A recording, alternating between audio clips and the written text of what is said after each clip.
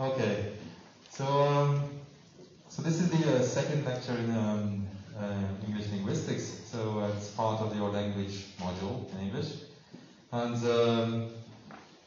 remember, we are free teachers to give the lectures, and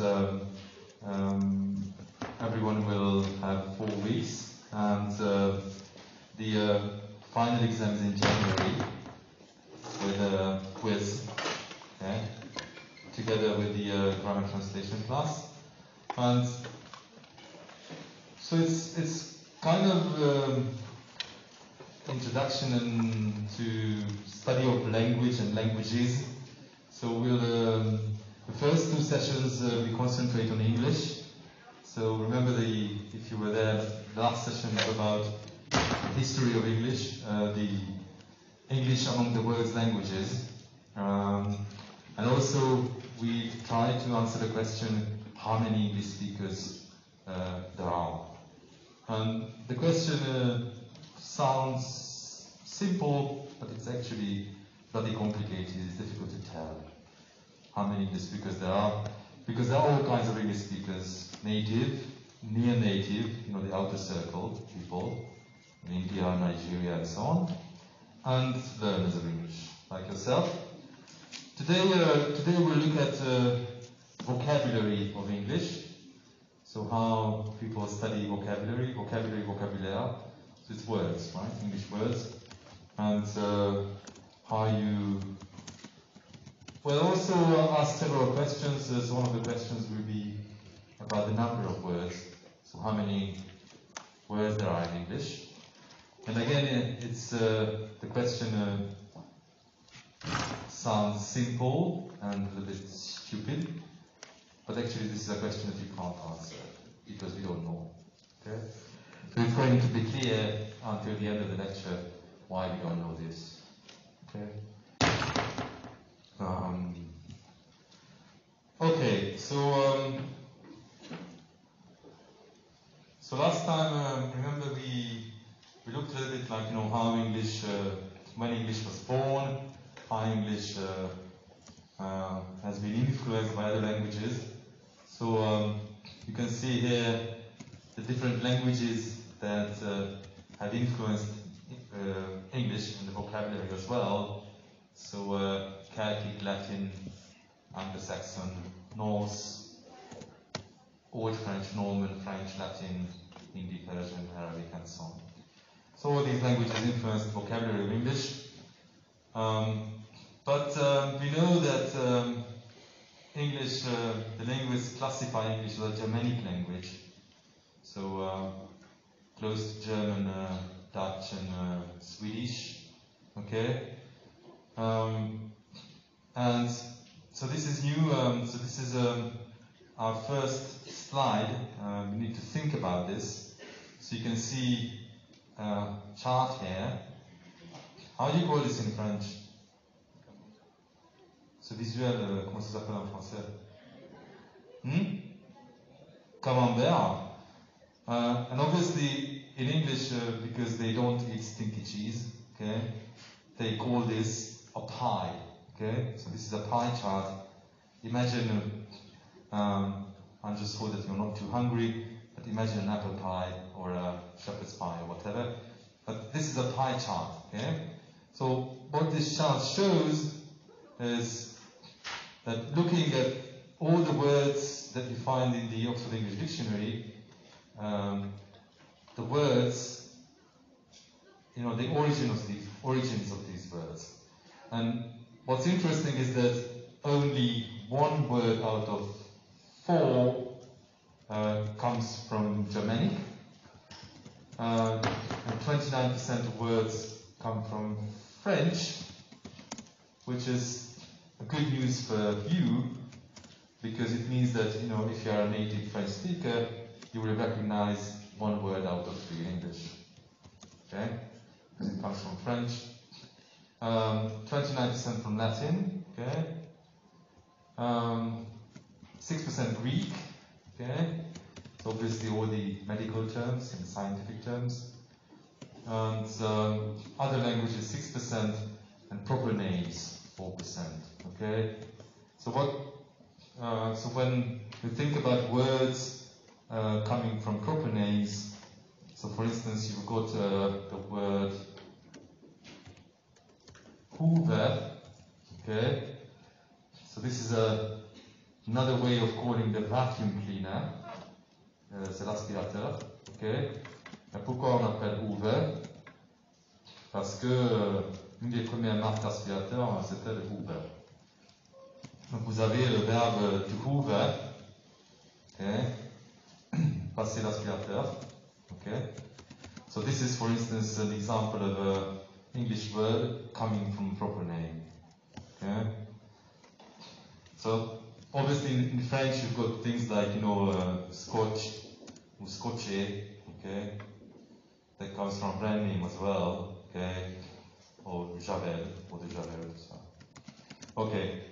Good. So what's surprising, or should be surprising, is the following. So if only 1/4 of the words, English words, come from Germanic, so why do we classify it as a Germanic language? Okay. Donc, si c'est vraiment juste un quart des mots qui vient de langue germanique en anglais, pourquoi on dit que c'est une langue germanique, quoi? Alors qu'il y a plus de mots français en anglais que germanique. Vous voyez? C'est ça le dilemme, un des dilemmes. Yeah, so to answer this question, we need to first look at where these data come from, and it comes from the Oxford English Dictionary. And so imagine just dictionaries. So what do you think, like in English dictionaries, how many words can you find, or even in French? Oui, la question c'est que, je sais pas, dictionnaire, soit en ligne ou papier, peu importe, combien de mots vous trouvez dedans? Vous savez, à peu près? Non? Je sais pas. Combien de mots? Je sais pas, prenez le dictionnaire français, un grand dictionnaire français Larousse, peu importe. Ouais?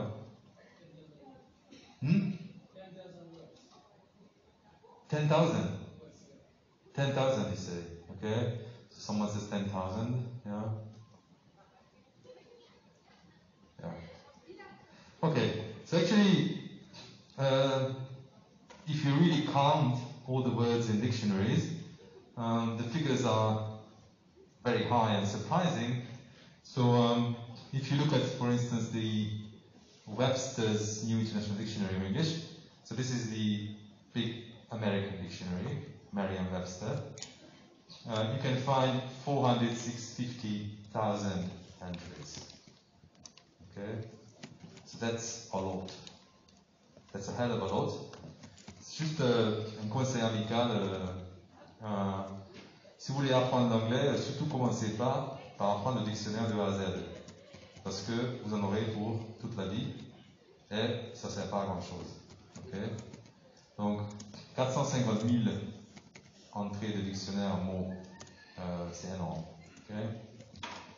If you look at the Oxford English Dictionary for British English, 20 volumes, it's got 300 entries, but word combinations, like when you combine two words together, phrases, 169,000 phrases, 617,500 word forms. Again, that's a lot. So the obvious question is, can we say that what you can find in dictionaries reflects what you have in English or French, or not? Okay, and we'll see that it's a bit problematic because there are many forms. So speakers don't know the words that are in dictionaries, or they only know part of them. So in dictionaries you can find many forms, archaic, meaning dead, old, okay? Like beseech, okay, to beseech. Don't use it, right? It's an English word, but it's dead. So it just means ask, but it's still in the dictionary, okay? Why? Because you can find it in all texts. On the other hand, recent creations, sometimes they are not in the dictionary, like for instance, to unfriend someone on Facebook, okay? It's a word that everyone uses, but it's not necessarily in the dictionaries, because it's a new creation. En fait, c'est un peu bizarre parce que dans les dictionnaires, souvent, il y a des mots qui sont là, mais personne n'utilise. Et il y a des mots que tout le monde utilise, mais qui ne sont pas là. En français, comment vous dites ça? To unfriend someone on Facebook. Il y a moyen de le dire? Vous faites jamais ça? Ouais? Ne plus suivre quelqu'un, peut-être.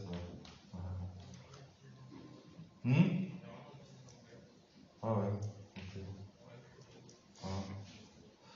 Okay. Dialect forms, like cat, may be bad in Irish English. Some dictionaries you can find it, other dictionaries you don't, right? Slang forms like knackered, which means tired and exhausted in British English. Again, some people know this slang, other people don't. You can find it in some dictionaries, not in others. But actually, the 600,000 word entries, most of them come from specialized fields. Okay? So what does it mean? It means that, for instance, the word dioecious, it's probably the first time you hear it in English. Okay? Dioecious. If you look at the translation in French, the French translation is dioïque. Et en fait, ce qui se passe avec les mots spécialisés, il y en a vraiment des milliers, des dizaines de milliers, voire des centaines de milliers dans le dictionnaire, c'est que même si vous avez la traduction française, ça ne vous aide pas beaucoup. Hein. Parce qu'en fait, dioïque, je pense que la majorité des gens n'utilisent jamais ce mot. Okay? Except if you are into botany, because this is a specialized word in botany, meaning having male and female flowers on separate plants. So if you are a gardener, and if you grow kiwi trees, for instance, or weed in your garden, you may know this, right? Because kiwi and weed, they are dioecious. Okay. Borrowings, some borrowings are in the dictionary, some aren't. Tycoon from Japanese or divan from Arabic. So dictionaries don't necessarily reflect what speakers know about their language. Okay? More serious issues about dictionaries and real vocabulary language is that you can create new words every day in any language. In English, there are some examples here. So you can add ER to any verb in English to create a noun. Okay. So you've got winner, complain, complainer. While winner will be in the dictionary, complainer won't be in the dictionary. Why? Because the meaning is obvious. Okay. Donc en fait, je sais pas si vous voyez les problèmes là. Les dictionnaires, c'est pas forcément, ça reflète pas ce que les gens savent, parce que les gens sont capables de créer de nouveaux mots tous les jours. Et, quand ces créations sont vraiment évidentes, comme par exemple ajouter le ER à un verbe, le résultat ne rentre pas forcément dans le dictionnaire. Et compounding, you can glue any two nouns in English. Randomly you take two nouns, you glue them together, and you get a new noun. For instance, you take burger and you take issue, and you get a burger issue, which is obviously not in the dictionary, but it's a good English word. Okay? And you may use it in specific circumstances. can turn any noun into a verb. Okay? So you take the verb shop and you get to shop, right? And you can do it with any noun, really. Sometimes the meaning is clear, sometimes it's less. So you've got this object. So how do you call this? Chair. This is a chair. So if you turn it to a verb, the result is to chair. What does it mean? Yeah? Yes? C'est? Diriger. Diriger, okay, so that's good. So probably you know the expression chairman, okay? Chairman is someone who is, high up in the hierarchy in a company, okay? So to chair, the basic meaning is présider, okay? But again, it's you create a verb from a noun. You can also add RE to any verb in English to make it happen again. So you have tell, retell, and even you can do it several times, like retell, okay? These don't make it to dictionary either. So we look at other word formation processes in English in 10 minutes or so. But so now the obvious question is, so if dictionaries there are words that you don't find in dictionaries and speakers know, and there are words that are in the dictionary that speakers don't know, so maybe it's better to, if you want to characterize vocabulary or language, to look at speakers. Okay? Donc, on a vu que dans le dictionnaire, on peut avoir 300 000 mots, 300 000, 400 000, 500 000, tout ça. Les locuteurs, quand vous êtes locuteur d'une langue, vous connaissez combien de mots à peu près? Vous savez ça?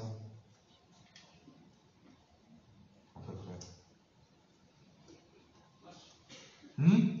Match? C'est combien? 50? 50 000? Je me la comprends. Uncountable. En fait, on peut compter ça, combien de mots on connaît. On peut compter ça, il y a des façons de le faire. Les gens comptent aussi. Et en fait, les chiffres sont assez surprenants. So actually, someone leaving primary school, so a teenager, uses some 10,000 words. So with 10,000 words, you can get away in a foreign language as well. A university graduate, which you will be in 3 years, if all goes well, okay, knows some 20,000-25,000 words. Okay? So that's a lot, actually. But compared to the 400,000 dictionaries, that's nothing. Okay? So it means that most of the specialized words we don't know. Okay? We don't need. But if you compare it to, for instance, the vocabulary of Shakespeare, if you put all the poems and the theater together, he used 20,000 words. Okay? So, donc en fait, quand on dit que voilà, nous connaissons, nous utilisons 20 000 mots, ça paraît peu, mais finalement c'est quand même pas mal. Quand on regarde par exemple la littérature, on regarde des livres comme la Bible, il y en a 2000 mots dedans, c'est tout. Okay? Pourquoi? Parce que quand c'était écrit il y a 3000 ans, il n'y avait pas aucune technicité, il n'y avait pas des moteurs, il y avait que des plantes, des aliments, la famille, la maison, tout ça.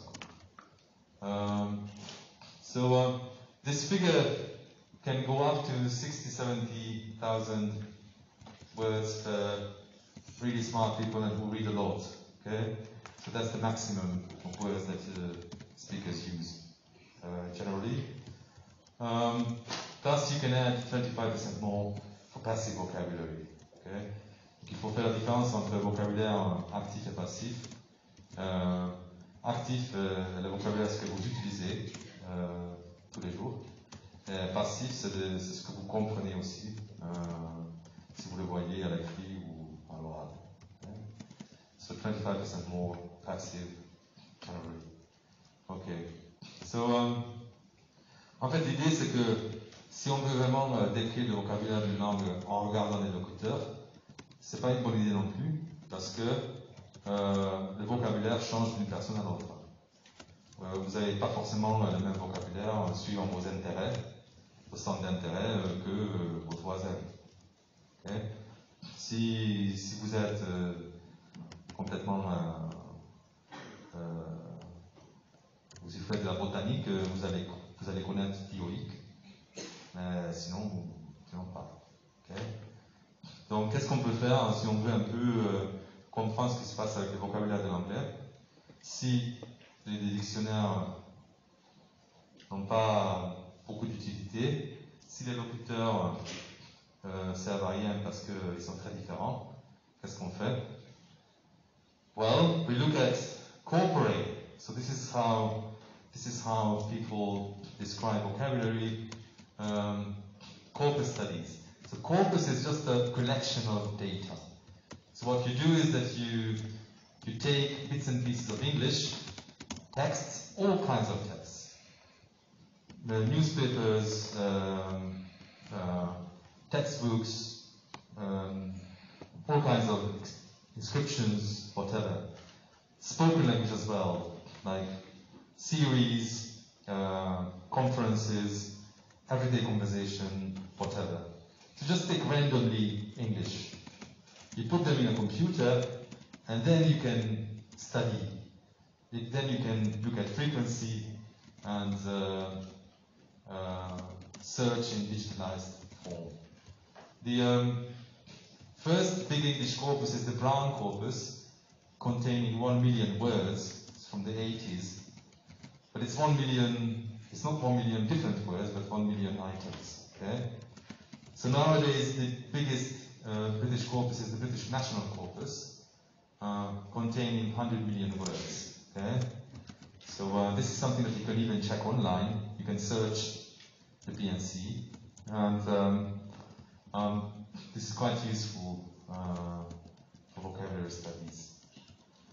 Donc en fait, l'idée c'était surtout il y avait des questions techniques pour tout ce qui est logiciel, pour tout ce qui est, parce qu'en fait je vois les regards, vous me regardez et vous me dites mais on n'a rien à foutre de tout ça quoi. Fréquence des mots en anglais, c'est ennuyeux et puis on peut très bien vivre sans. Okay. Mais je suis sûr que vous envoyez des textos des fois. Hein? Quand vous envoyez des textos, il y a des propositions qui apparaissent pour terminer votre phrase. Bon, ça vient de là. Okay? Ça existe parce que il y a des études de fréquence de stats sur le vocabulaire qui permettent de vous aider à rédiger des textos. Donc en fait, c'est des choses qui sont quand même utiles. C'est pas que pour emmerder les étudiants de première année, mais il y a des gens qui en font un métier et qui vont gagner du fric avec. Okay? Donc l'étude sur le vocabulaire. Ou bien tout ce qui est traduction automatique, Google Translate, tout ça, ça vient de ces études-là. Okay? So how do you do this? So for instance, you can slice the vocabulary into several layers. So you can distinguish core and periphery. So that's really important. So core, c'est le noyau, and periphery, c'est la périphérie. So first you take the 1,000 most frequent English words, and then the 2,000, 3,000, 4,000 most frequent. Okay?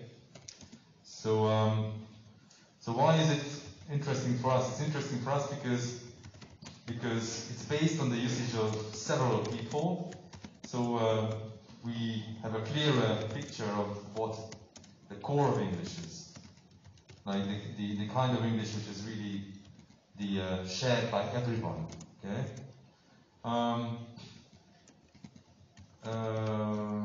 So what do we learn from the core? So this is just frequency data. The most frequent word in English would be the definite article de. Okay? So that's the most frequent word in English in the BNC.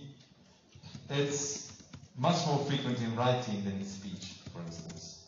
Okay? The second most frequent word in English is I, but there's a huge difference between speech and writing. So you use it a lot in speech because you start to talk like I mean, I think, I would say, and you use it much less in writing. Okay. The third most frequent is you. Again, quite frequent in speech, not so in writing. Okay. So then you can go until wherever you want. Rank 31 and 32, you've got words like no and well, which start to look like real lexical words. But actually they are very frequent in speech, not so in writing. Why? Because it's just expressions like well, and so on. The first real lexical word with a meaning in the frequency list is number 52, which is get. Okay? Donc en fait, l'idée c'est que parmi les 50 mots les plus fréquents de l'usage de l'anglais, il y a 0 avec une signification claire. Le premier mot vraiment avec une signification, c'est le verbe get. Okay? The rest of these words are all function words. Okay, so articles, conjunctions, prepositions, auxiliaries, pronouns, quantifiers, et determinants. Donc en gros, parmi les 50 mots les plus fréquents de l'anglais, il n'y a aucun avec une signification vraie, donc c'est que des mots grammaticaux pour colmater un peu les phrases. Okay? Après, si on regarde les 100 mots les plus fréquents de l'anglais, on commence à avoir des content words, lexical words, comme get, say, make, man, time, go, yeah, are extremely frequent. Okay? They are all very short, monosyllabic, containing just one syllable. And this partly answers the question, why we call English a Germanic language when the vocabulary is 2/3 French or Latin, because in the top 100 there are only 3 non-Germanic words: very, people, and really. Okay? Bon, vous savez, au départ c'était ça un petit peu la question, c'est que si on regarde les dictionnaires, on constate que 2/3 des mots de l'anglais viennent du français ou du latin, ou qu'on appelle mot germanique. Par contre, si on regarde les 100 mots les plus fréquents de l'anglais, il n'y a que 3 qui ne soient pas de germanique, mais latin ou français, ces 3-là, very, people and really. Okay? Donc, on appelle l'anglais langue germanique parce que le noyau de l'anglais est germanique. Okay, so if we look at the different degrees of complexity, vocabulary, this is what we notice. The 1,000 most frequent English words, still 8 words out of 10 are of Germanic origin, only 1 out of 10 French. But if we complicate the vocabulary a little bit, the 2,000 layer, French is going up. So it means that 3,000 would be the vocabulary of a young child, okay, 4-year-old, 5-year-old child. 1 word out of 2 comes from French in English, okay? And this stays more or less the same, stable until 10,000. Vous vous souvenez, 10 000 mots, c'est le vocabulaire d'un adolescent. Okay. Donc c'est toujours un vocabulaire de base. Et là, par contre, on voit que germanique, ça descend pas mal.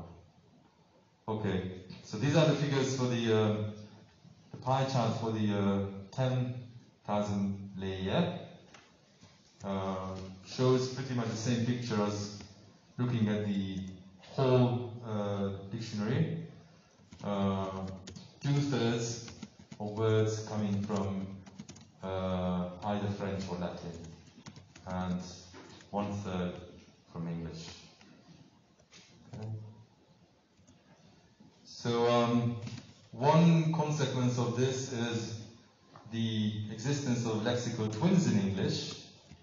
So these are words with the same meaning, more or less, but having two versions, one Germanic and the other French. So for instance, guts or courage, okay, more or less the same meaning. One is of Germanic origin and the other is of French origin. Or clothes, attire, climb, ascend, this is Latin. Sweat, aspire, okay. Happiness is the Germanic term. Felicity is the Latin. House mention, wish, desire, weariness, lassitude.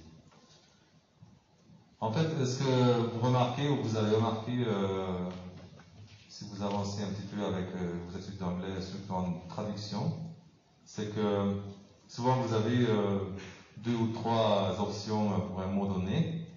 Et en fait, l'option la plus neutre, ça va être quand même l'option germanique. Okay. Donc, wish, c'est beaucoup plus neutre et beaucoup plus large de signification que desire. Okay.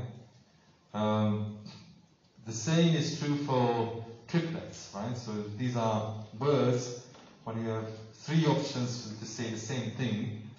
One Old English, the other French, and the third Latin. For instance, ask, question, interrogate. Okay? So all 3 words are English words, but you should prefer ask. Why? Because this is the clearest. And this is the simplest, and this sounds more like core English. Okay? Donc, si vous avez le choix, essayez d'éviter d'utiliser le mot français, parce que c'est le mot germanique qui sera plus neutre, beaucoup plus sexy en anglais. Okay? Donc essayez d'éviter. Si, for instance, interrogate, en plus, souvent la version non anglais aura une signification un peu plus restreinte. Donc interrogate, c'est plutôt quand vous êtes au poste parce que vous n'avez pas été sage. Ok? Donc c'est pas du tout la même signification que ask. C'est ask mais bien. Ok? Interrogate someone. Ok?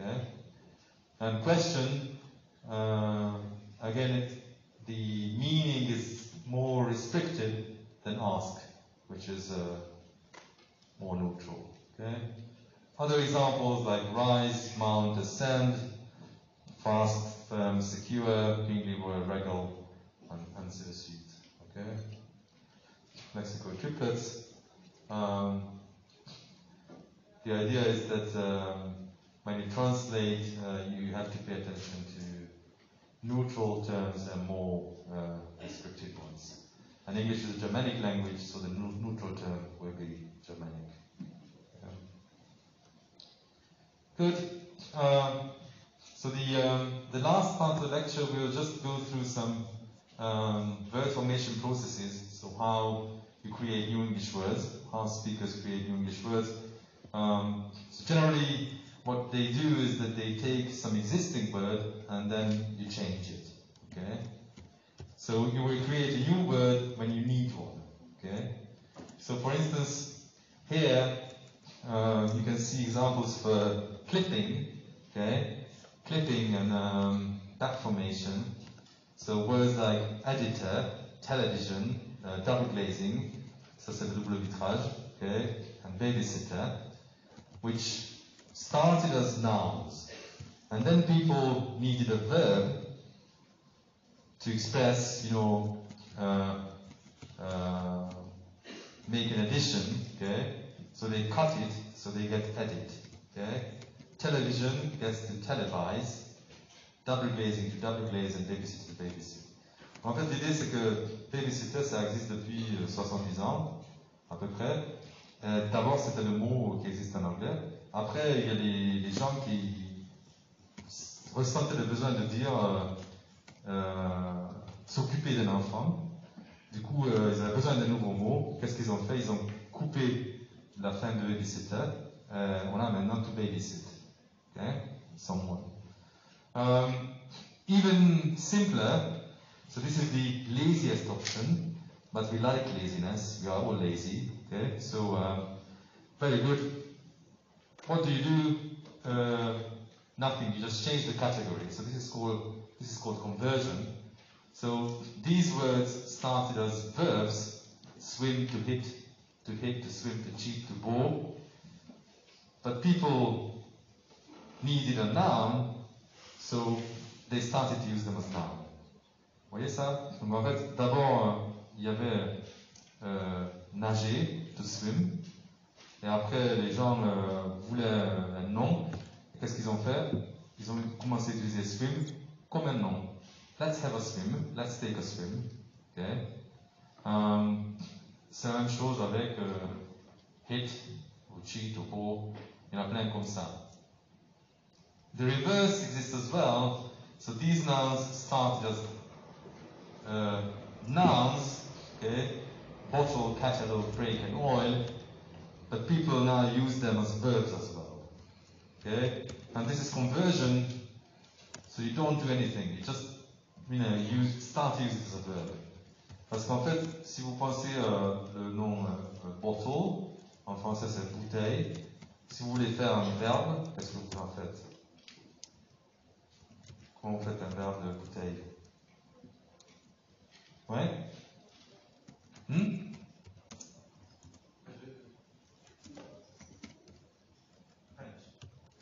In French. Bouteille. Ouais. Mettre en bouteille, mais il y a aussi mieux. Embouteiller, okay? Ou embouteillage. Donc en fait, vous devez mettre quelque chose avant et après. Alors que en anglais, c'est juste vous commencez à utiliser to bottle. Ouais? In English, it's to bottle. But in French, generally, you have to add something. So that's the idea. So for instance, ça c'est break. C'est quoi? C'est frein. Pour faire un verbe en français, vous devez ajouter freiner. Mais en anglais, conversion, vous ajoutez rien du tout. Mais vous dites I'm braking, okay? Or brakes, okay? So that's why it's called conversion, because you don't add anything at all. You just start to use it as a different word category. Adjective to noun, regular, bitter, final, okay? So these used to be adjectives, but nowadays you can use them as nouns.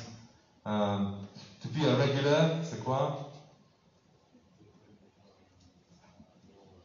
Un client habitué, your favorite bar, your favorite shop, whatever, okay? But it started as an adjective. Now people use it as a noun as well. I'm a regular, okay? Adjective to verbs, dirty, empty, dry, used to be adjectives. You can use them as verbs now. To empty your glass, okay? So the glass is empty. Okay? Conversion, even function words to nouns, okay? So things like a must, the house, okay? Or too many ifs, okay? Donc en fait, c'est vraiment, on peut faire beaucoup de choses. Quand on a besoin de nouveaux mots, on se lâche et ça marche, okay? phrases to nouns, a free-for-all lunch, and also run candidate or has been attitude. Okay, so phrases you can turn them to nouns as well. So this is conversion. Compounding is extremely free in English. We've talked about it a little bit. Noun compounds like flower pot, right? So a pot for flowers. You take two nouns, you can do them, no problem. Noun verb, earthquake. Ça c'est le tremblement de terre, okay? First part is a noun, second part is a verb, okay? Adjective noun, goldfish, okay? Ça c'est le poisson rouge. Noun, adjective, homesick, ça c'est le mal du pays. Homesick, okay? You can get even a verb adjective, it's not very frequent, but still. So fail and safe, okay? You get to fail safe. Vous connaissez ça, le fail safe? C'est, en fait, si vous avez l'ordinateur qui bug complètement, vous avez l'écran noir, vous pouvez redémarrer en mode sans échec. Okay? Donc le mode sans échec, ça c'est le fail safe. Okay? Mais encore une fois, pourquoi on a ce mot? C'est parce qu'on a des ordinateurs qui plantent. Et on a une façon d'éviter que ça replante, c'est de les redémarrer en mode sans échec. Et du coup, les gens avaient besoin d'un mot.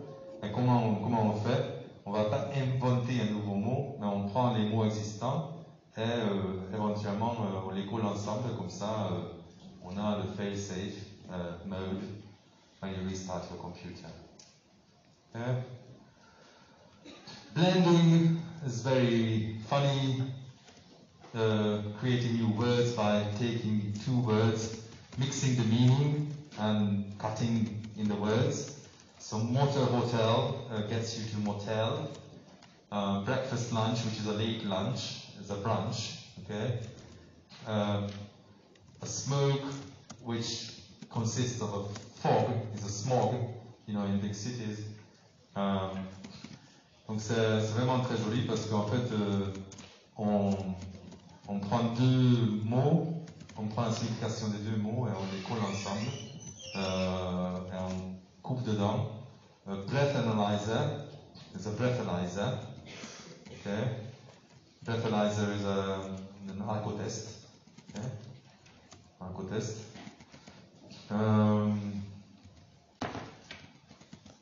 Abbreviations, acronyms, very frequent new words.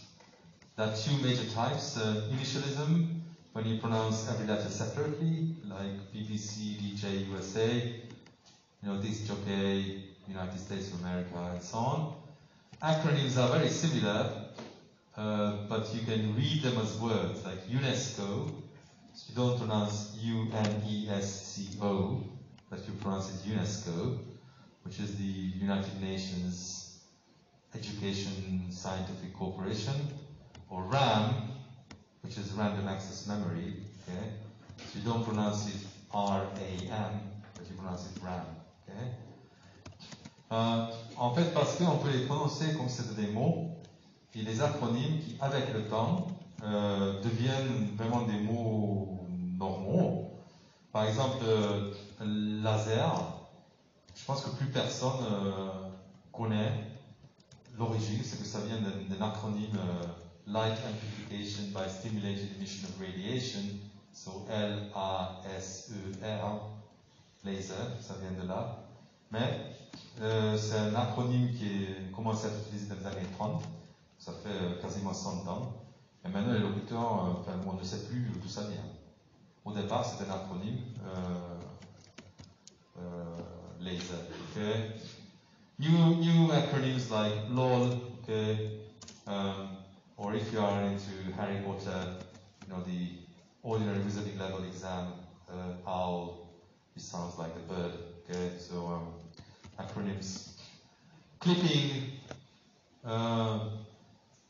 You cut existing words to make them shorter. Phone, comes from telephone, rents, parents, demonstration. Bus comes from autobus. Flu. So nowadays everyone's got a flu. You don't say, I've got influenza. Okay? It comes from influenza, but the shorter version is more frequent now. Or fridge comes from Frigidaire. Okay? Some of the word formation processes are extremely creative and funny, so these are reduplications in English. When you take a word, you double it and you change the vowels. So for instance, pitter-patter, okay, so the pitter-patter of the rain, when you can hear the rain falling. Okay, ding-dong, flip-flop, tilly-willy, which is very, very small, wishy-washy, walkie-talkie, and so on. And actually, there are thousands of these. Okay? Donc encore une fois, c'est énorme ce qu'on trouve en vocabulaire. Ça, c'est une formation de mots qui est un peu marginale parce que c'est très lié un peu au slang et puis au langage familier. Mais en fait, il y a des milliers de ça. Donc c'est vraiment énorme. Okay, so you can find some suggested readings for the issues we looked at. This is a short extract from a chapter, English Words in the Handbook of English Linguistics, only 6 pages. The PDF will be on Amatis, okay? So you can read it on Amatis. You don't need to go to the library. And if you are interested in the lexicon of English, so the vocabulary of English, you can read this chapter, David Bristol, Cambridge Encyclopedia of the English Language. It's in the University Library. Okay? Donc en fait, la première lecture, bon, c'est un chapitre en anglais. Peut-être que vous trouvez ça difficile, mais bon, il faut commencer quelque part. Ça aide à comprendre cette histoire de noyau et de périphérie, et de comment on calcule la fréquence des mots, tout ça, quoi. Et ça, si ça vous intéresse, par contre, c'est beaucoup plus facile, mais c'est vraiment optionnel. Si le vocabulaire de l'anglais vous intéresse, c'est un gros bouquin avec plein d'images, de visuels, de schémas. C'est la bibliothèque universitaire. Vous pouvez jeter un coup d'œil. Okay. So that's all for today. So thanks for following us, being around, and enjoy the rest of the week.